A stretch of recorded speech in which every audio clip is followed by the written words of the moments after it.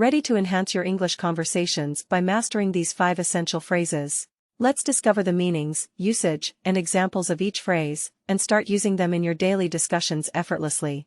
Hello everyone, this is Cherry and welcome back to my channel. In today's video, I will be sharing 5 very useful and commonly used phrases for your next English conversation that will actually make you sound like a native speaker. Without further ado, let's get started.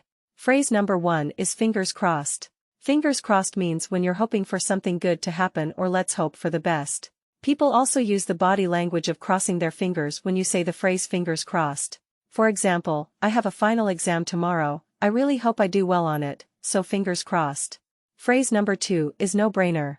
No-brainer means something super easy that you don't even need to use your brain. For example, this task is a no-brainer, which means this task is so easy that you don't even need your brain. Phrase number 3 is long story short. Long story short is a very useful phrase to use when you're trying to summarize a long story or when you're trying to tell a story without providing much content. You basically just want people to know that something happened without providing any additional details. For example, long story short, I quit my job. Phrase number 4 is screw up. Screw up means you really did something bad or you messed something up.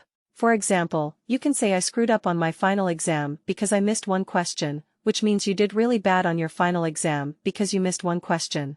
And the last phrase is couldn't care less. Couldn't care less means when you do not care about something at all or you don't think something is important at all to you.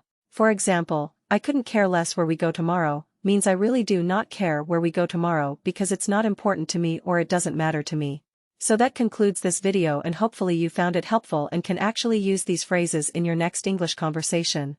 I personally use these phrases all the time when I'm talking to my friends or colleagues in our daily conversation. Thank you so much for watching, and please let me know if you like this type of video, and I will make sure to share more useful English phrases in our future videos.